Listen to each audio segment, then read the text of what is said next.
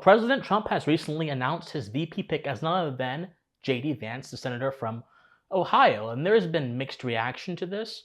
Personally, I have quite a few misgivings about Vance, but these misgivings are not based on his background. They're not based on who his financial brokers are. There's been a lot of talk about Peter Thiel and all that kind of stuff. That stuff is important in one sense, but to me, there's a more fundamental issue going on here. And so in this video, we're going to explore that issue.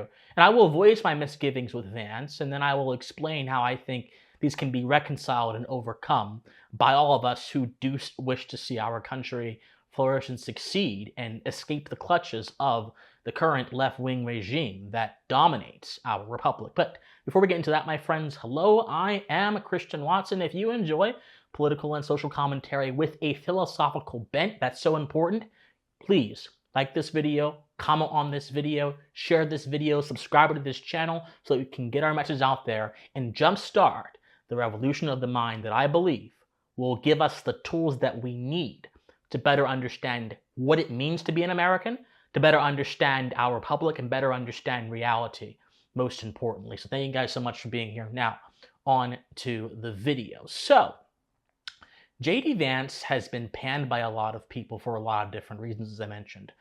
But I think my critique of J.D. Vance is more based in what view do you have of America?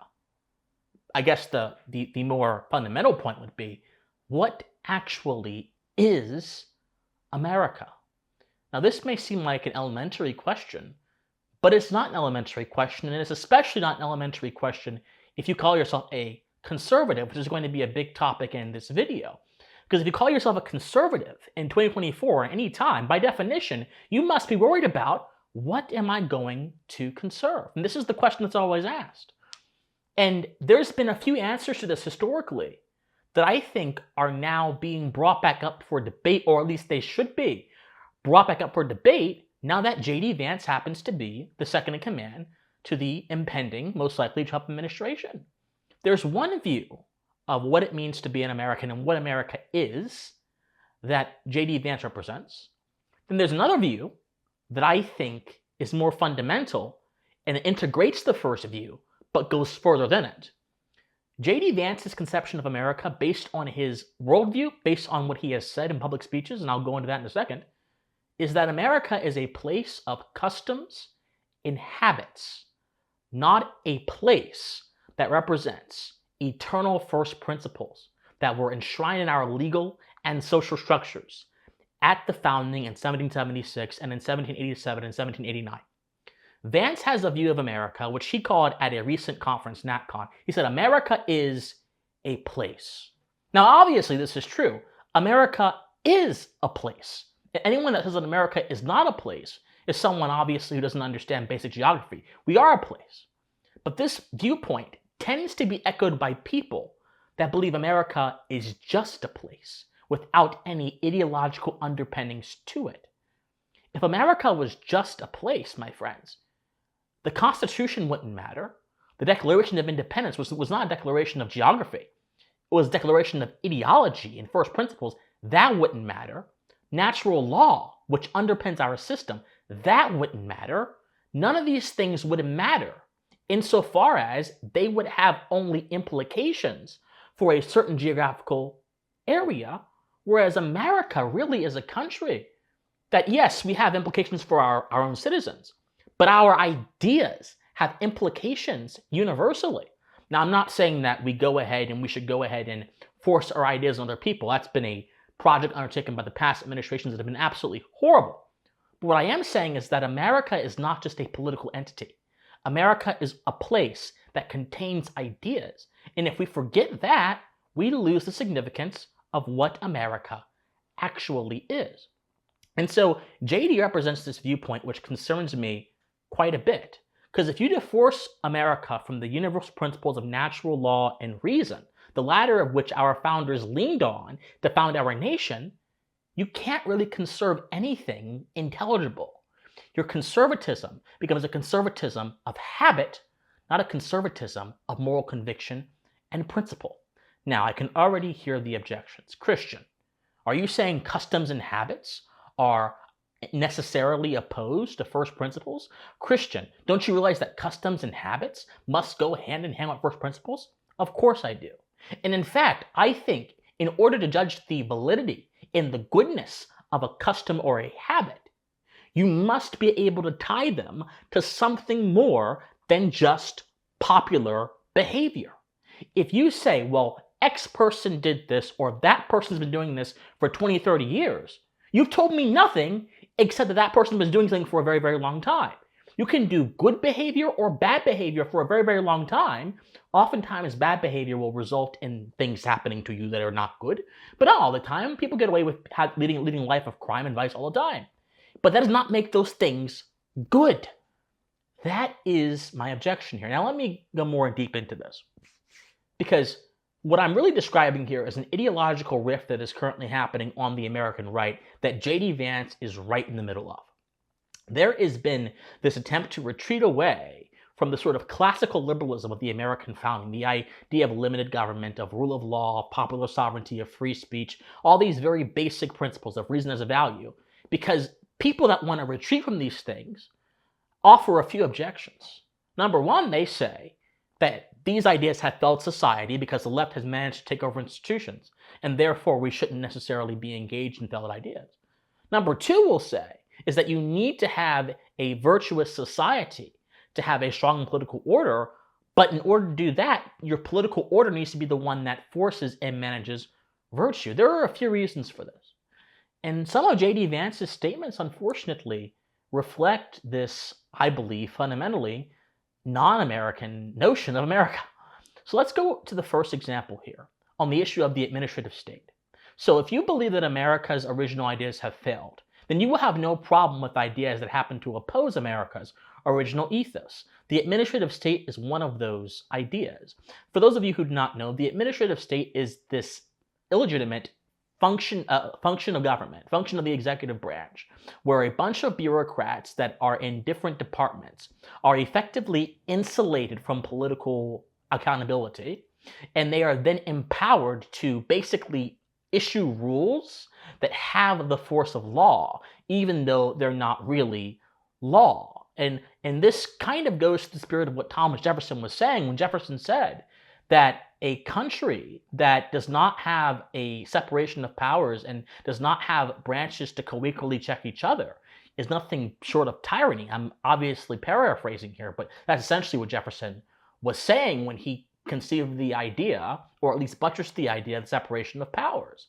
So the administrative state essentially robs functions from several other branches, from the judicial branch and legislative branch, and it also insulates itself from the president being able to be fired. It makes itself not able to be fired via civil service protections, which then enable these unelected bureaucrats to go ahead and basically make law, basically reign.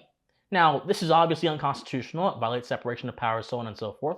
This organ of government has obviously been used to harm innocent people. It's been used to tread upon the liberties of Americans. It's been used to dissolve the relationship between the private and public spheres. The government's supposed to stay out of the private sphere. It's been used to do all these destructive things. So you would think that someone committed to the Constitution would want to get rid of it. But J.D. Vance says right here that he would be willing to keep the administrative state, to keep the unconstitutional apparatus, but fire people and just make people who head it his own loyalist. Go. Constitutional republic. The founding fathers actually created a very powerful chief executive, a very powerful president. But if he can't even fire the people in his own administration, like, is this really a successful republic? So a lot of conservatives have said we should deconstruct the administrative state. We should basically eliminate the administrative state. And I'm sympathetic to that project, but another option is that we should just seize the administrative state for our own purposes. We should fire all of the people. I mean, I think Trump is going to run again in 2024. I think he'll probably win again in 2024, and he'll win by a margin such that he will be the president of the United States in January of 2025.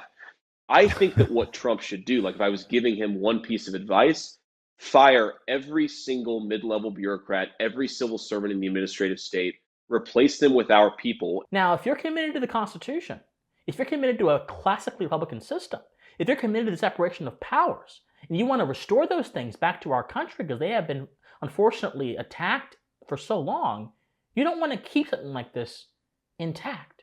There is no moral argument, there's no logical argument based on first principles that would justify the existence of an administrative state that is absolutely the opposite of representative government. And yet, because Vance's worldview about America is one of custom and habit, he can justify it pretty simply. Because it's not about first principles. It's not about eternal rules.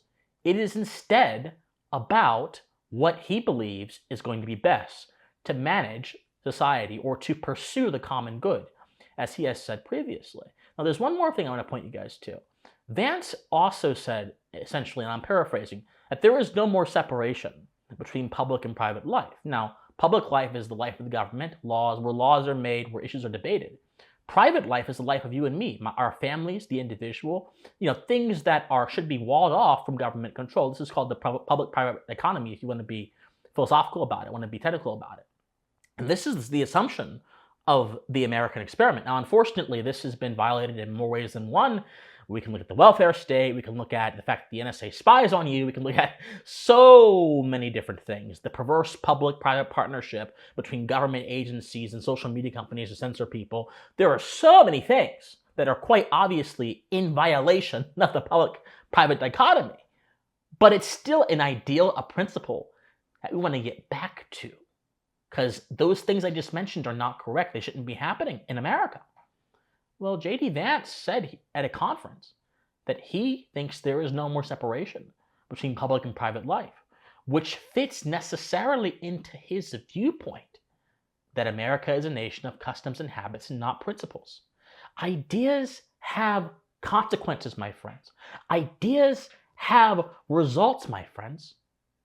And to view America simply as a place, to view America simply as a political or geographical entity, to view America as divorced from its literal ethos, is to then enable yourself to make political and moral errors in your thinking. And I've just given you two examples where J.D. Vance does just that. Now let me say a few things that are positive. Number one, I understand the view that we have to take back power and use power that we have. I get it. I understand that view.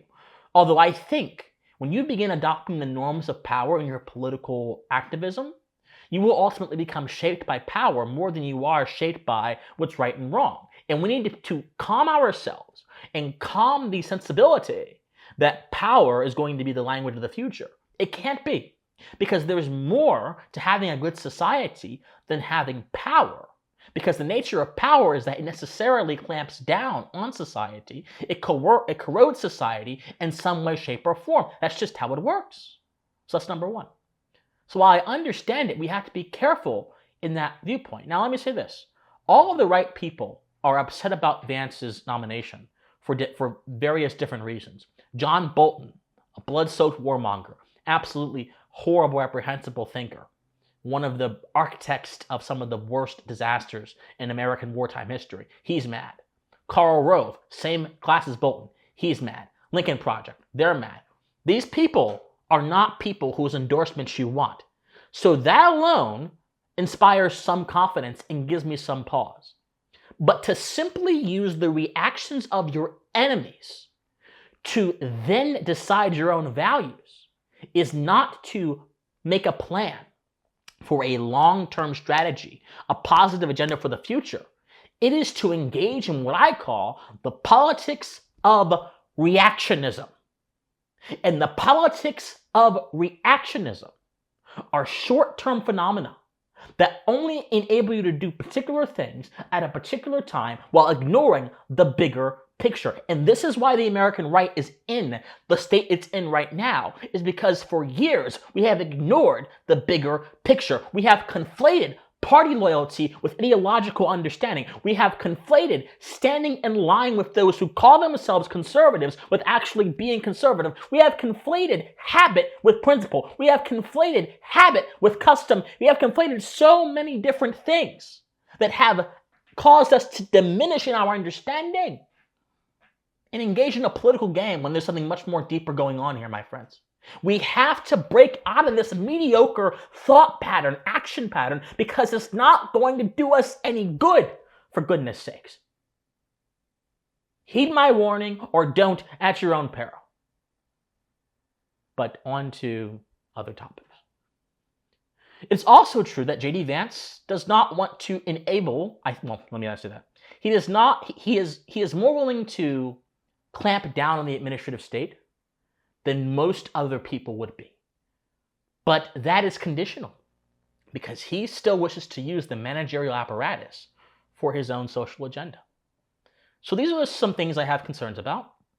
Personally, I don't think that this should stop you or anyone else.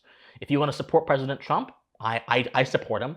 This shouldn't stop you from doing that. If you want to support whoever you want to support, this should not stop you from, in my opinion, divorcing yourself from MAGA. But this should make you want to engage in a conversation, an important conversation that's well overdue, of where does the right go from here? Where does our country go from here? And what are we going to be setting up in our politics to be the new ideological ethos that will guide us into the next 60, 70, or even 80 years of conservatism? 50, 60, 70 years ago, it was Barry Goldwater and William F. Buckley. Two luminaries who had ideas that people don't like these ideas anymore, but these were ideas that jump-started Reagan and that sustained the movement for a long time. But it's 2024. It's time for us to, I think, revise our doctrines, but keep those core principles that made America in the first place, while still proceeding forth on how to adapt those principles to our current times so they can be most effective. J.D. Vance does not help us do that. He offers an entirely different worldview that I believe ultimately deviates from the proper understanding of America. But regardless, this is not his presidency. This is Donald Trump's presidency. And I have far more confidence in Donald Trump's ability to navigate these issues than I do Mr. Vance's. That is my message, my friends. Like, share, comment, subscribe, do whatever you can to get our message out there. Study history, study philosophy, remain morally convicted, and please stay pensive. Bye, guys.